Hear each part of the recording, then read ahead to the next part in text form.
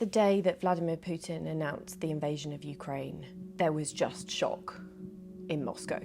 There were obviously some people who supported it, but I feel like the sense at that point was a lot of people felt, this is not my war. But since then, that's changed. This is what Russians think of Putin's war.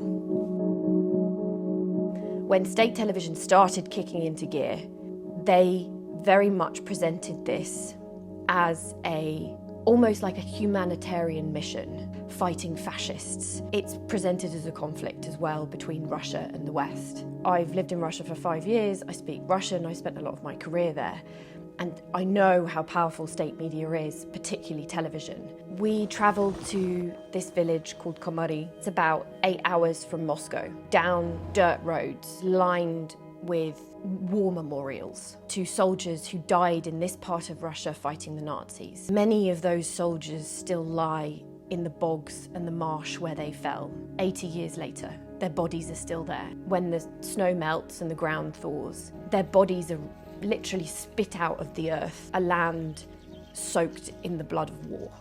And it is from this land, the place where grandfathers fought fascism, that one family sent their son to fight the war in Ukraine. We met this family at their son's graveside, and his mother was crying, and she told me, "Our daughter told us we should be very proud of our Serezhka because he was a hero, a defender of our country and fatherland." His aunt handed me this dove and said, "We are peaceful people." The cutout dove had the Z sign emblazoned on it, which is now synonymous with the Russian war in Ukraine. It's literally emblazoned with a symbol of war on it. They are prepared to give their children to this war because they believe in it. People have gone from shock to acceptance to support in quite a short amount of time, really.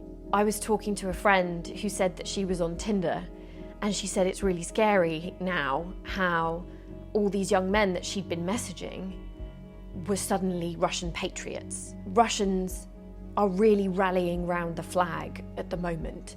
The ideas of fighting fascism and socking it to the West are really powerful. We would assume that, oh my gosh, wouldn't you go out into the street? Wouldn't you protest? This war is terrible. You can't get the things that you want anymore. And that's not how Russians think. And I think it's really important to understand the space in which they're living and the information that they've got. They've recently introduced a law which threatens anyone spreading fake news. People are really genuinely risking their incomes, their jobs, their futures if they go and protest, and people regularly get detained. It's a very intimidating sight, and the message is stay away. It's quite sad in a way to see how ordinary people feel that they don't have the ability to speak up and to talk in necessarily the way that they would want to.